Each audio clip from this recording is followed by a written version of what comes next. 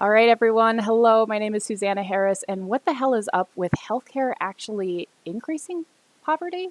Did I hear that right? That's what our guest is going to be talking about today. And I'm super excited because he sent me this email and I thought I had read that wrong. I thought that, healthcare is supposed to break the cycle of poverty, not somehow make it worse.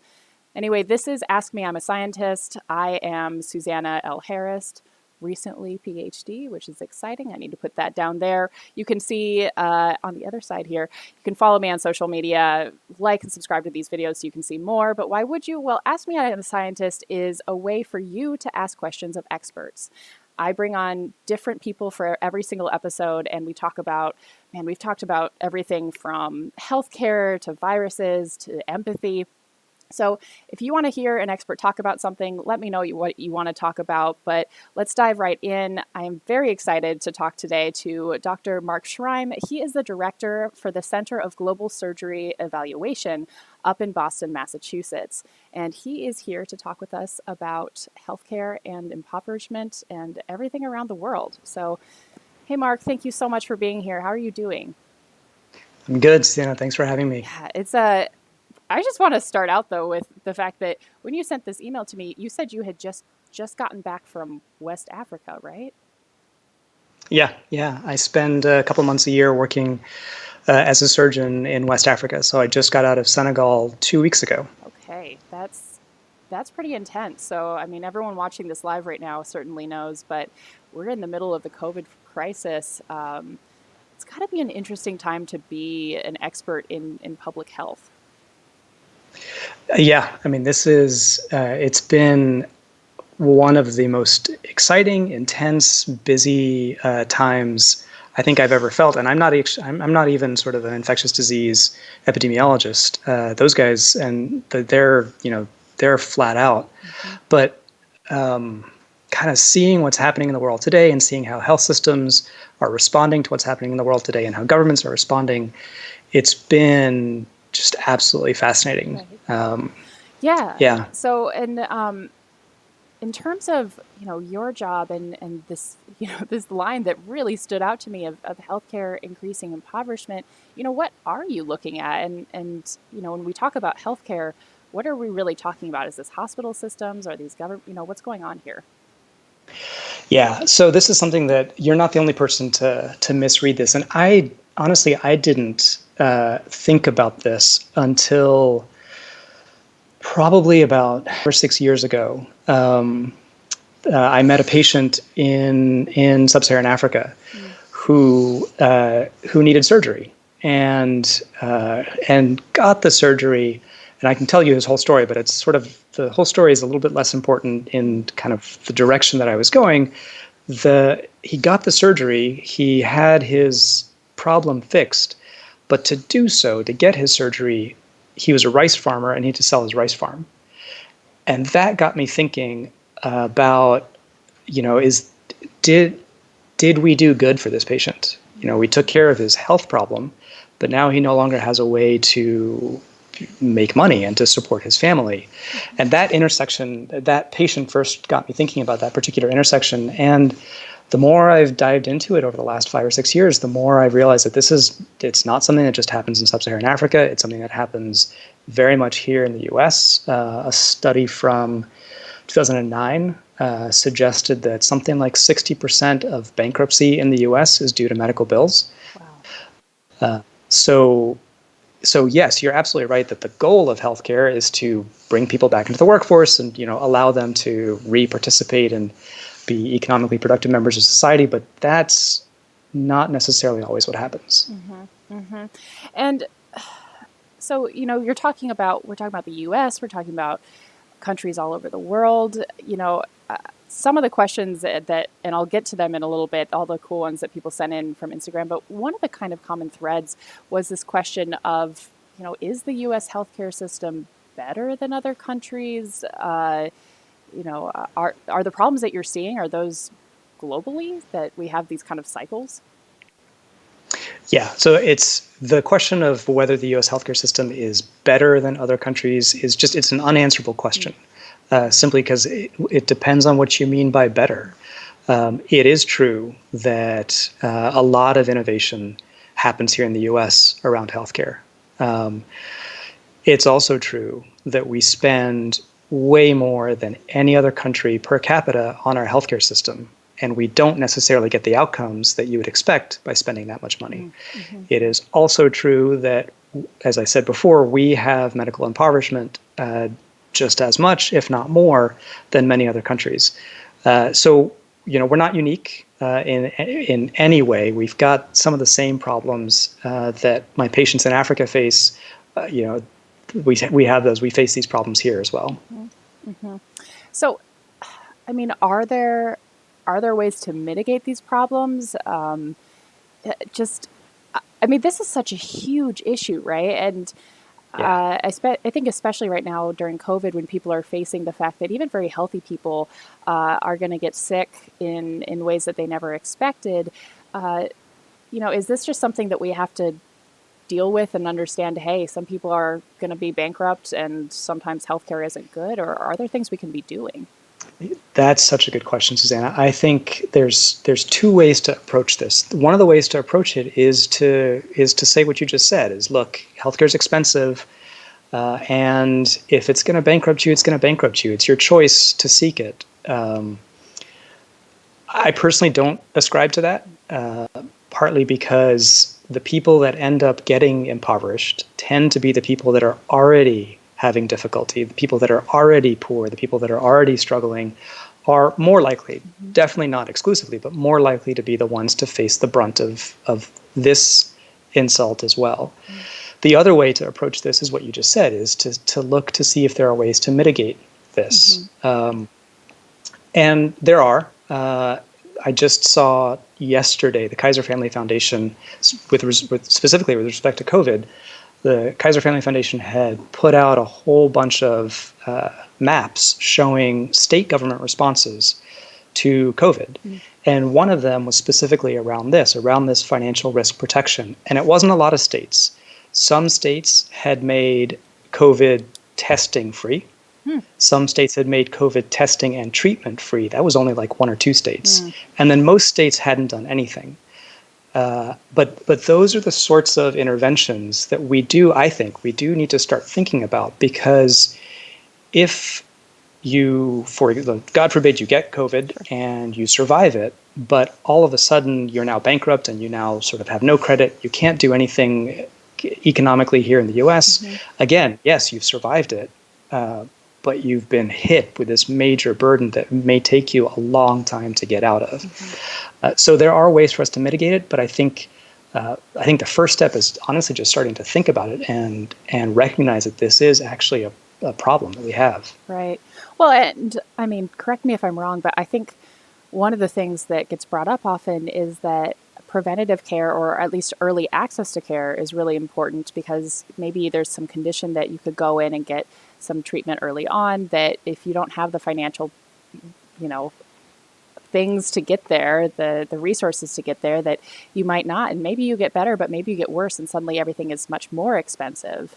Does that contribute to this, like, it's an either yes or no, it's going to be the end of the world sort of thing, and it's going to be really hard to get your feet back under you?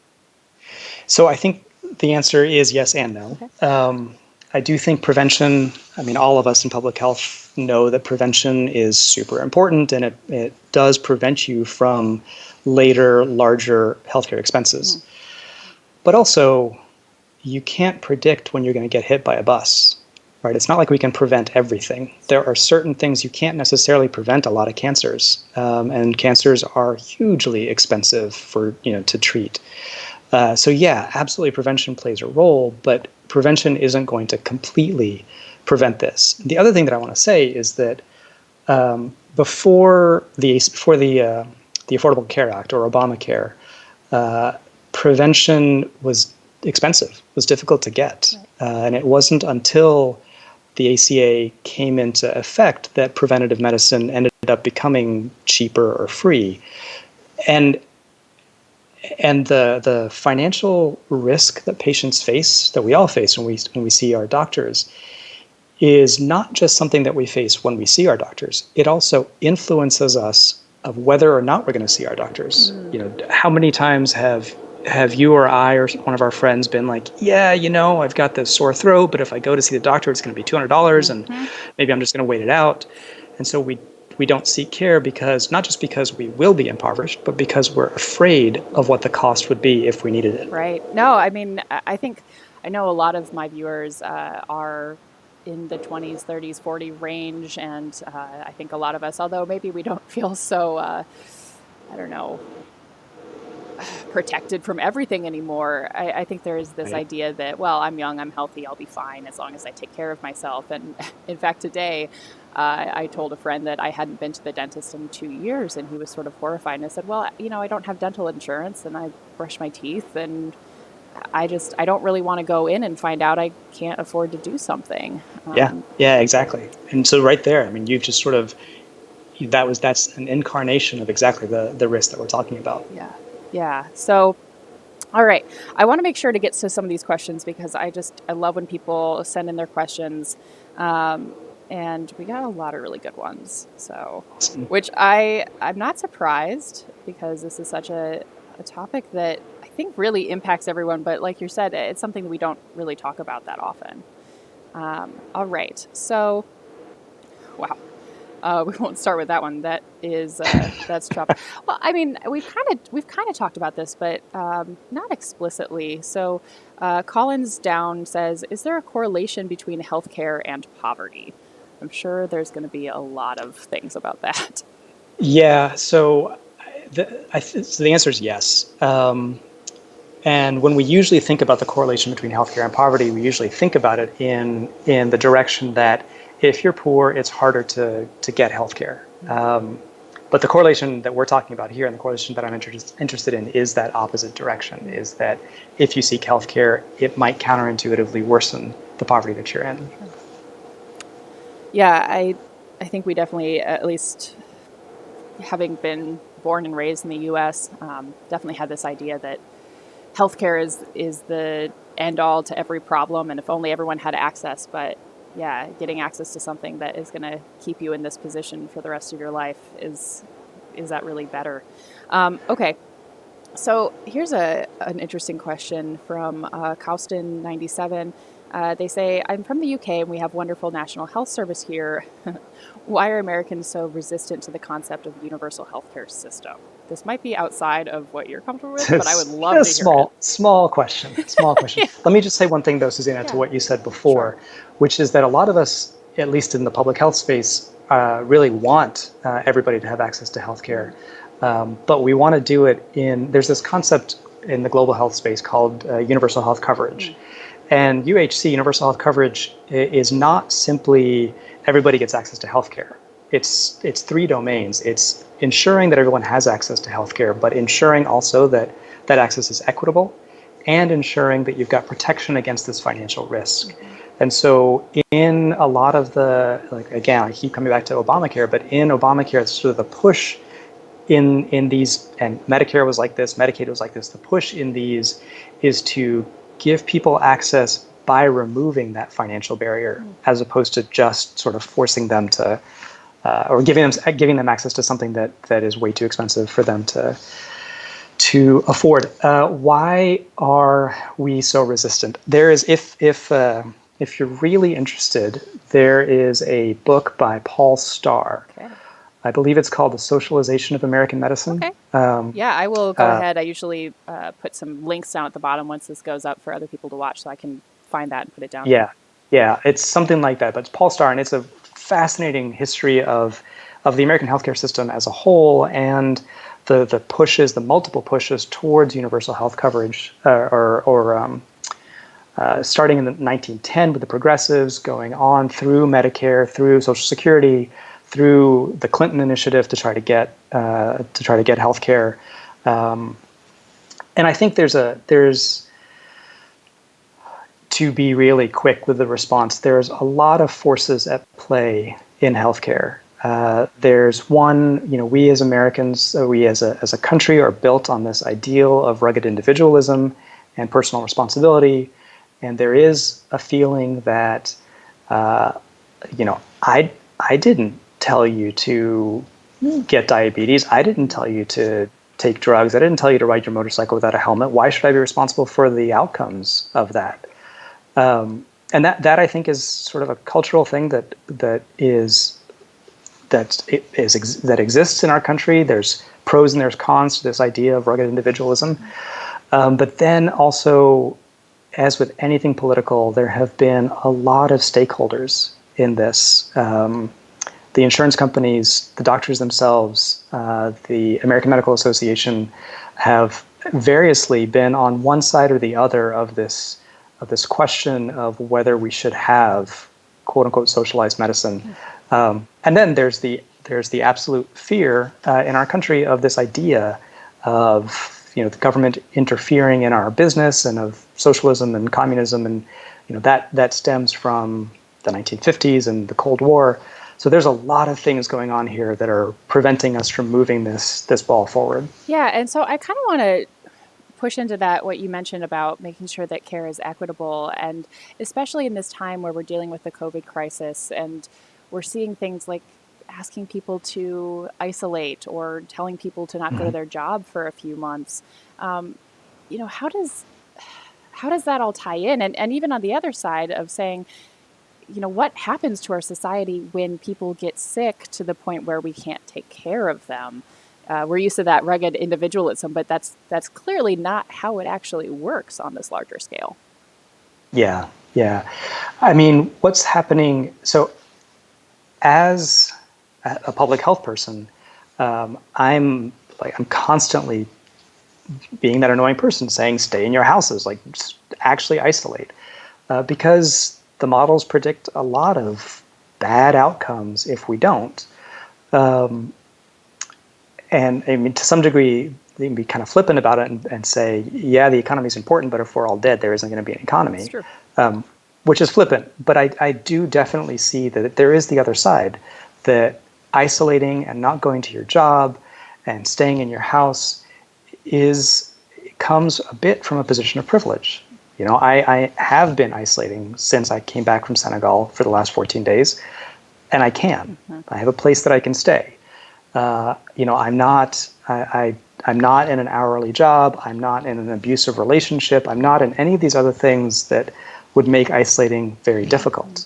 So I definitely think we need to recognize the fact that, yeah, from a public health standpoint, from a deaths due to COVID standpoint, there's really no question that everyone should stay in their houses until the end of April.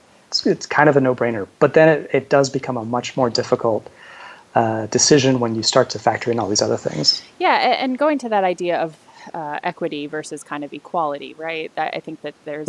Would you give briefly your kind of definition of equity versus equality? You're just asking the really easy questions, aren't you? I know, just really lowball, nothing big. Yeah. So the way that I view it is that equality is giving everybody the same thing. So, for example, actually, with respect to COVID, there's this idea that everybody is going to get a check for $1,200. That is equality. That's giving everybody the same thing. Equity, in my opinion, is giving everybody the same opportunity. So, as a physician, a $1,200 check would help for sure in a time when I'm not necessarily sort of making as much money, but it's not going to help me nearly the way that it's going to help somebody else who's working in an hourly job and can't go into their job right now. And so the opportunities that I still have as somebody who's isolating are very different than the opportunities of other people. And I think equity is making sure that the opportunities that I have and the opportunities that other people have are the same. And that doesn't necessarily mean giving everybody the same thing. It actually probably means giving me less and giving somebody else more. Yeah, I think, anyone who follows me on social media has gotten to see me rant a little bit about the science community's response to some of this, where there's a lot of people talking big game the rest of the time about how science is important and should be respected and the public needs to take what scientists say seriously. And then I see them still going into their workplaces, or even worse, still socializing and saying, well, my job is really important. And I actually had a situation with one of the people that is part of my advisory board for my work, who basically said, well, your research is important. You should go ahead and lie to the university and say that it's essential. And I think that really is another example of how equity comes into play, that I don't have to go in, actually. The way my job is set up, and the fact that I just finished the private defense, I don't have to do those experiments. And the idea that somehow my work is more important than somebody who is working in construction or a hairstylist or a taxi driver, I think that is bullshit. No, that's hubris, that's arrogance. I totally agree. Yeah, it's a really interesting thing. And something also interesting that is happening over in the chat right now is that we've got two folks right now. We've got Nathan D and we've got Phonetical. And so Nathan is talking about, it was after we brought up the idea of not going to a doctor because you might not be able to afford it. Nathan brought up that they have been having chronic headaches, and they're not really sure where that's coming from. That doesn't seem to be solved by medicine, but they haven't gone in because they don't think they can afford the neurologist, where Phonetical is saying, well, you know, if you've tried all these things, why don't you just, you know, you really should go in. It's really time for those answers. You know, from your experience, what do you say when people are having this dilemma of, you know, getting help versus getting into a really difficult position financially? Yeah, this is such a good question. I think in the U.S. we have a kind of a fundamental assumption that healthcare is the most important, or health is the most important thing. Making a distinction between healthcare, which is going to your doctor, and just your own personal health. So health is the most important thing. You know, we say it all the time. If you have your health, you have everything. Health is wealth, etc. We have all these phrases in which we say this, and it's true in the legal literature as well. There was a piece written in the NYU Law Review in 1994 by a man named Mark Hall, in which he said, I'm going to misquote this. I'm going to paraphrase the quote, but he said something like, "When we go to see our doctors, we expect them to do everything they can to cure us, no matter what the cost is." So we've got this idea, both in kind of the ether in the U.S. and in our legal system, that health trumps everything. It's sort of the most important thing. Right. But then you've got this evidence that people are going into bankruptcy for healthcare. You've also got evidence. I keep coming back to Obamacare, but Obamacare was fascinating because certain states expanded Medicaid, which is the healthcare system for people under a certain income level, so under the federal poverty line. Certain states expanded Medicaid, and so raised the amount of money that you could make to be eligible for it, and certain states didn't. And what you saw in those is that in those states that expanded Medicaid, there was at least an initial bump in utilization, which means that the person in the chat right now who hasn't gone to see their doctor because of the fear of the costs is not alone. A lot of people were doing that, and once the costs went down, people started going to see their doctor. So it's really clear that we're making this trade-off in our own minds. And what I would say, honestly, is that it's hard to do this, but I would start to think in your mind how much of a risk of impoverishment or a lack of affording the care are you willing to accept to get the answers for the headache? And or how much of a risk of poor neurological outcomes are you willing to accept to avoid the risk of facing too large of a bill? And that's a very private question. I can tell you, we published on this a few years ago, I can tell you what the nation as a whole feels, but I can't tell you what an individual is going to feel. That's going to be a very private decision. Mm-hmm. Yeah, it's certainly a trade-off. And, you know, the other thing too is that let's say the most important thing, let's just assume the most important thing is physical health, right? But there's also different pieces that tie in. There's mental health, there's emotional health, and there's the fact that if you spend all of your money on one type of physical health, well, what are you going to do when a family member has another type of issue? This isn't something like, well, you should choose your health over everything. It's choosing one instance of health over anything else. It's not that simple. That's Susanna, that's such a great point. And I've been kind of assuming, I've been using the word health to mean physical health, but the WHO defines health as complete physical, mental, and social well-being. And we often do forget the mental and the social well-being part of it when we're talking about health. So yeah, it's a trade-off among all of those. Yeah, it's, I think this whole situation has really changed my opinion of things, and just in seeing what happens when people can't afford what they absolutely need. Okay, so I want to get to one or two more questions here. So, oh, wow. I've actually got two directly next to each other. So I'm going to read these to you because I think you'll understand why this is entertaining to me. So Okay. Brian YCUS says, is there a way to have universal health care without the need to increase taxes to taxpayers? And then we have George and Rose's, how vital is a centralized national healthcare system that is paid for through taxes? It seems like people are interested in healthcare and taxes. Yeah, those are two very good questions. To the first one, I'll say that so basically, we're paying healthcare taxes anyway. We're just paying them in a different way. We're paying them when we get the care, as opposed to paying them, every year on our taxes, and then not having to pay them when we go to see our doctors. And that's the difference that I think when we start talking about taxation and healthcare, that's I think the thing that doesn't always come across is that to a large degree, overall, we would all end up saving money on healthcare if we were willing to pay it every year as taxes instead of just sort of saving it up for the bad cancer we get when we're 55. The problem with that is it's really hard to convince a young, healthy person that I need to be paying into this if I don't necessarily see the immediate benefit of it. And that gets back to the question of why we're so resistant to this idea. So to answer the first question, I don't think it's possible to have universal health care without increasing revenue to the government in some way, and taxes are the easiest way to do it. But if we do that, we would probably end up paying less in the end as individuals than if we didn't do that. The other question is, how important is a centralized healthcare system with taxes? Yeah, with taxes, or I just think in general as well, because I have somebody who, one of my good friends here, actually, he's from the UK, and they've had their own very interesting response to the COVID situation. But now that they have started responding, he's been telling me, a lot of the hospitals are able to actually work together because a lot of their healthcare systems are centralized. Yes. Yeah.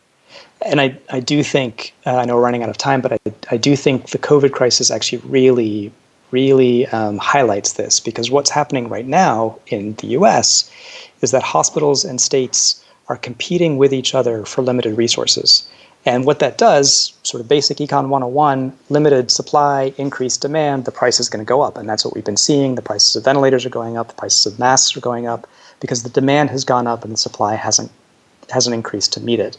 Whereas if we could all negotiate as a large block, then all of a sudden, and it's been shown in Canada, the UK, Sweden, all of a sudden the prices for things come back down. However we do it, and Canada, Sweden, and the UK have very different universal health systems, but however we do it, it ends up as a benefit to us as the consumer in terms of the costs we end up paying. Awesome. All right, so I always end with this question, because this has been super cool. So in this whole space, the healthcare space, the impoverishment cycle space, what are you Googling right now? What are you keeping your eye on? What are you excited about learning? Yeah, so I think right now, the interesting thing to me is going to be what happens with COVID. What happens in those states that made COVID testing free but not treatment free, and those states that made everything free, and those states that didn't. I think we're going to see a differential in catastrophic expense, in financial hardship due to COVID, depending on how states responded to that. Yeah. Well, Mark, thank you so much. Your information is right below you there. One thing we didn't jump into at all, which I think is so cool, is that you've been on the Ninja Warrior thing. I have. Yep. So anyway, people should go check out your stuff. Are you cool with people sending you questions, chatting with you? Absolutely. Awesome. Absolutely. Yeah. Well, thank you so much for doing this, for taking the time out of your day. I have learned a ton. Yeah. Thanks, Susanna. Thanks for having me. You're welcome. All right, everyone. Well, thank you for asking questions, for popping into Instagram, Twitter. Again, you can find me there in my little tags below. If you like this, please like and subscribe. It tells me to keep going with this sort of stuff. Either way, I'm having a great time. I'm learning a lot. If you want to talk to me about this stuff, send me a message, and I'm very excited to see who we have on our next episode. Thanks so much.